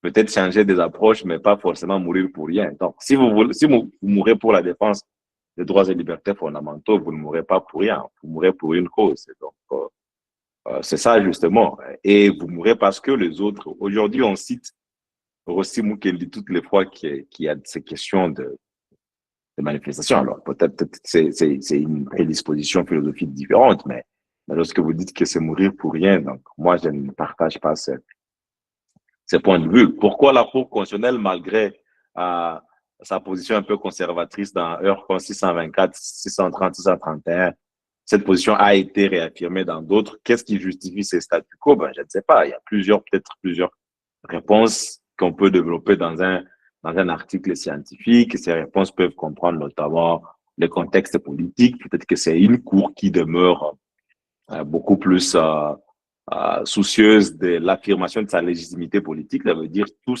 toute position qui peut gêner la majorité politique en place et à tout prix éviter dans la façon de rendre les jugements. Et vous pouvez voir tout ça dans plusieurs jugements, dans plusieurs arrêts de la Cour constitutionnelle, que ce soit Matata 2, que ce soit les arrêts sur la participation de la diaspora aux élections, que ce soit un certain nombre d'arrêts sur les questions d'urgence et d'état de siège. Tous ces arrêts confirment une orientation préférentielle ou politique préférentielle de la majorité qui est en place. C'est difficile de voir une décision ou un arrêt de la Cour constitutionnelle qui va en dehors de certaines de ses préférences. Donc, c'est quelque chose qu'il faut théoriser. Moi, j'ai commencé en lisant, en fait, de manière, avec cette grille de différence, judicial difference, avec cette grille, j'ai commencé à lire un certain nombre d'arrêts et vous trouvez que la connexion et le fait que toutes les fois que la Cour est confrontée à des questions sensibles qui impliquent également les intérêts politiques de la majorité en place, depuis avril 2015, la Cour a toujours tendance d'aborder la question dans le sens de cette majorité, sauf bien sûr RP 001, et qui, vous avez vu les conséquences qui ont suivi Kalouba et les autres. Voilà, je pense qu'il y a certainement beaucoup de questions. Je préfère m'arrêter par là pour m'occuper d'autres choses et remettre la parole à Giscard. Merci beaucoup, cher professeur. On voudrait bien continuer avec vous retenir, mais déjà, cela veut dire que le sujet était intéressant et que l'intervention était à la hauteur des attentes. Merci vraiment pour votre intervention, cher professeur. Avant peut-être de vous lâcher, si vous permettez, j'ai 2 ou 3 points sur lesquels je voulais revenir pour clôturer cette session. Alors, ce qui est intéressant est que depuis le premier jour, il y a de personnes qui participent, et pour encourager ces participations, comme d'ailleurs prévu, pour 3 participations à cette série de 5 sessions de webinaire, il y aura un certificat à la fin, bien sûr, qui sera signé par certains de nos intervenants dans cette série de webinaires. Et deuxièmement, nous allons rédiger une note de plaidoyer. Certainement, il y a pas mal de recommandations, même des intervenants, même de nos participants. On va faire une note de plaidoyer qu'on va même déposer au niveau des organes compétents ou habilités pour apporter bien sûr une pierre à cet objectif de promotion et de protection des droits de l'homme. Et enfin, on va produire un rapport bien sûr, sur cette semaine de droits de l'homme que nous allons adresser toujours auprès des autorités compétentes. Alors, ce que je voulais dire est que Haki Institute est une organisation, ou d'ailleurs une organisation basée à l'est de la RDC et même dans le Grand Lac, où nous essayons, en tant que jeunes défenseurs des droits de l'homme, de réfléchir sur toutes ces questions, de trouver vraiment de meilleures pistes de solutions, de trouver de meilleures stratégies pour la justice équitable, pour la paix durable, par exemple l'égalité. Aujourd'hui, on a été renforcé sur la question de l'égalité et ça nous permettra même dans le prochain jour, dans la vie pratique, d'apporter de meilleures et de bonnes solutions. Oui, on peut être défenseur des droits de l'homme, mais c'est très dangereux lorsqu'on est défenseur des droits de l'homme et on n'est pas formé ou on n'est pas armé. On risque d'apporter une pierre, par exemple, ou une solution. On risque de croire qu'on est en train d'apporter une solution, alors qu'on amplifie peut-être le problème. Donc, c'est toujours intéressant parce que chez nous, chez Haki Institute, on organise ces genres de séminaires, de sensibilisation, de formation.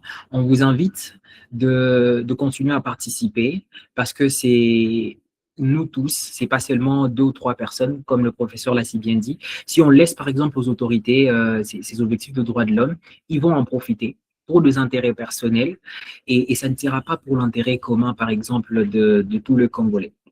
On invite donc tous ceux qui sont ouverts ou sont partants pour de collaboration ou de partenariat à nous écrire sur nos différentes pages en ligne, LinkedIn, Twitter et même Facebook. Notre nouvelle site sera opérationnel même. Alors, je vais annoncer la dernière intervention de demain. Le professeur Trésor Mancounia a d'ailleurs parlé du comité des droits de l'homme. Et demain, on aura le plaisir de recevoir professeur Hélène Tigrouja, qui est vice-présidente du comité des droits de l'homme des Nations Unies. Et ça sera peut-être même l'occasion de lui poser ces questions par rapport à ce que fait le comité, toutes ces questions sur le rapport des États, même sur l'égalité, on peut revenir sur certaines questions du professeur qui concernent le comité directement. Et elle va intervenir sur l'approche universelle et approche africaine de droits de l'homme, contradiction, complémentarité et droit commun. Et donc, c'est un peu ça. Nous vous remercions donc chaleureusement pour votre participation à cette session de webinaire et surtout au professeur Trésor Mancounia qui nous a donné le privilège d'avoir pendant une heure déjà 50 minutes. C'est pas toujours facile. Donc, nous vous remercions.